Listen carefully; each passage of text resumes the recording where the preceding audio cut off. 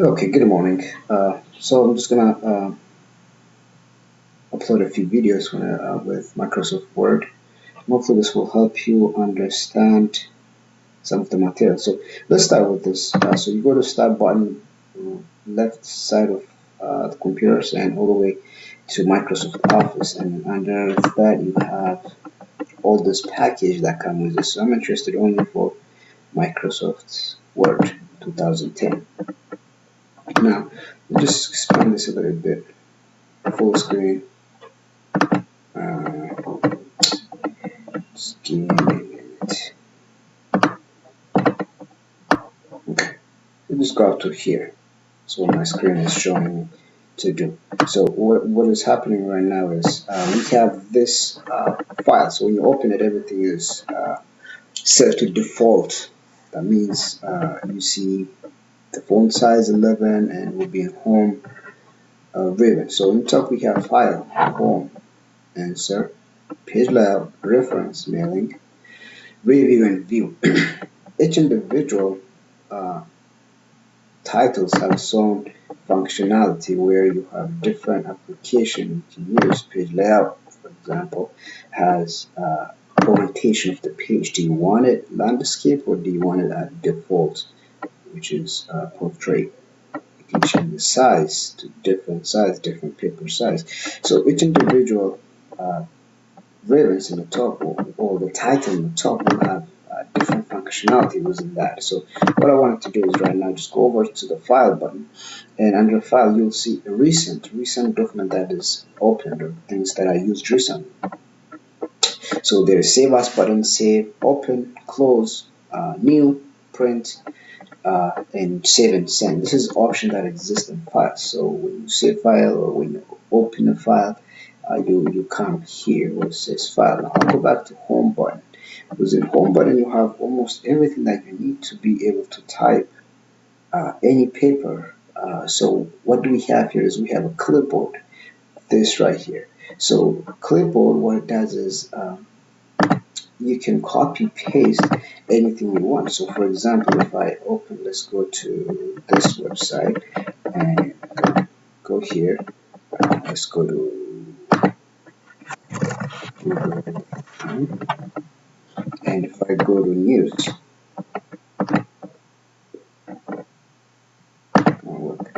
so if I go to news, right? If I go to news and copy one file, which will do this a lot. So if I come here, let's go to Boston. Let's go to Boston first goes to pool. So there's election today, so we just assume this is our file, and I'm picking it up from Boston.com. So I'll select this, highlight, come on, work. Select this, highlight it, and copy. So I'll come here, this page. You see where it says paste? So if I paste it, right, I have the file that I downloaded from Boston.com posted here. Okay. So the cool thing about this is that you can be able to copy paste anything you want here, right? So you can copy. So if I select this first small paragraph, I'll be able to see cut, copy from my painter, right? So if I cut it, it is gone, right? So I'll go back and put it back. If I format the painter, I'll be able to change the formation of this clipboard. So that is one pretty cool tool we have. So let's go to the font area. The font area, what we have is we have the size of the font, the type of font that we're using, and everything in between. So what I wanted to do is, let's just assume, let me go back to the side, and let me get the title, right? So this is the title that I have, Boston to the mail. So that's my title that I have. So I'll go back here and I'll erase this and I will paste it, right here, paste. So if I paste the title, okay, let's go back here. This is the title. So what I want to do is I'm going to change the font type to, let's just go Times which one I like font, and I want to change this to, let's say, 22. So it's bold and big. Now what I want to do is, since it's a title, I can underline. If I click that, it's underline. If I make this italic, right, it will become just like that, and I'll make it bold. So I'll erase this italic one, remove it, and I have this. Okay, Boston, like the first numerator in 2 decades. Right. Now with that, what I wanted to do is I wanted to be able to change. So if I come here, right, it goes back to the original what I started with, which is not sometimes you want to do. So let's go back to 22 and underline and bold. Now right here, what I have is this is called changing case, or you can change the case. So take a look at it. I have Boston to elect first numerator. There's small letters. So what I wanted to do is uppercase. So everything become uppercase.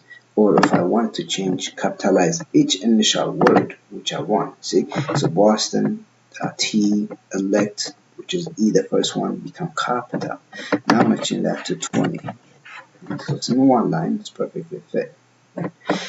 Also, there's another tool right here. You can shrink or enlarge the font size. So if I shrink like that, right, it goes back, and if I increase it, it goes up. So it's another cool tool you have.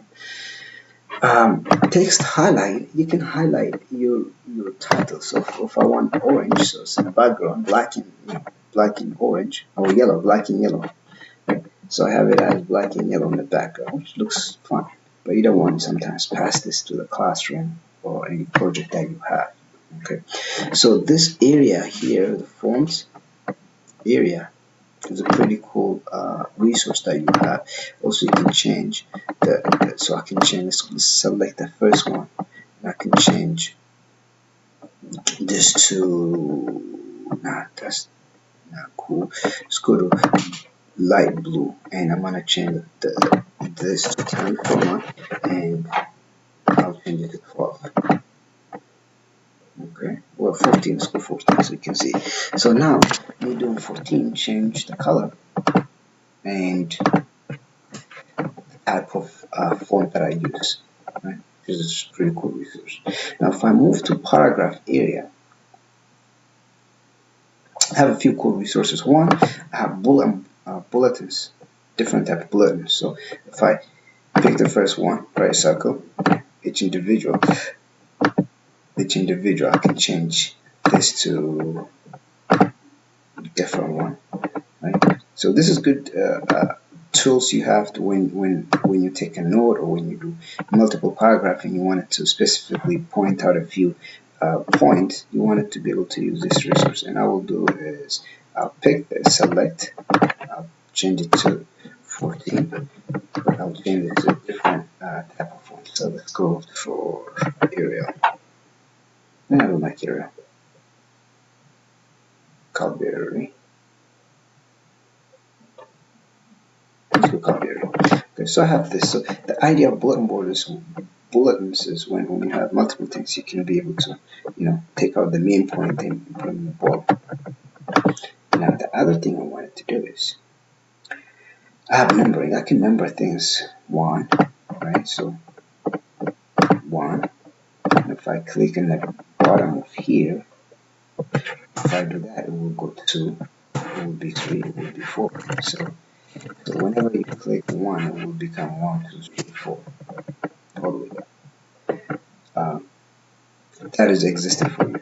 The other thing that a lot of times students have issues with this formatting tool we have here. So the square, what the square is, so I have to select the part that I wanted to change. So if I select this, take a look at what will happen to the outside of this side. Everything becomes square or equally spaced on both sides. Change the font size.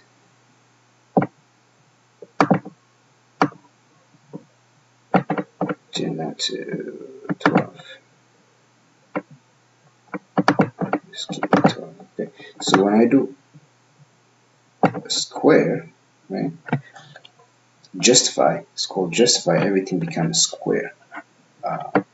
if I do right, so everything will start from right and finish to the left. If I do center, okay, a lot of times you use this to write a poem, which is good. But when you open your Microsoft Word, it's defaulted, or it's a default setting is to the right. Okay. The other resource that we have here is spacing. Okay. How do you add a space between a word? So teachers want you to do double space because they wanted to be able to write a comment, they wanted to be able to give you suggestions, they wanted to be able to correct the paper. So double space existed here. So effectively double space or multiple or three existed there for you. So I'll stick with one. So this is the spacing. The other one is shading. If I pick this color, so the background became now color, the area that I selected become different color. I can change it to light blue, grayish, green, light green, olive green. Right, so the shading is existed for good too. Now, with that, what I wanted to do is one more thing is this tools we have here. Okay, decrease and increase in the indentation. Take a look at it. If I click the tab button, right, what happens is the whole thing will shift, just like indentation. And if I click indentation, it will pull everything out. So if I do this, everything will be the whole paragraph will shift to the right or the left. But if I come here, click tab, only the first sentence will indent. Okay, so there's a difference. So do I want it to indent this thing as so if I do that, everything shift, not just the first line paragraph. The style, we have a different style here. Style. So if I this is normal, this is no space, with heading, with the look how the color and the type of font is changed. Right? I have all this resource that I can change to. Depending on what kind of project you're doing with, you want it to be able to use this different style, depending on what you were asked to do. Okay, which we'll get to. And what I wanted to do now is, so this is a few things that we have on insert. One thing we haven't talked about insert is we have page, right?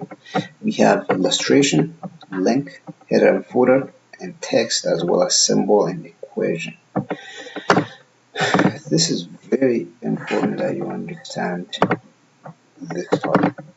Okay, so cover page. So if I click cover page, it will come different types. So when you do a project, you want it to pass it to teachers. So if I click, let's say this, right, this is my cover page for this report. Okay, so you put your name, a bit and a little bit of summary of what is in this report, and the company name, address, phone number, all that stuff. Now you might not use this a lot, so it's not as necessary as you would think, but sometimes you'll come across adding a blank page between two existing paper.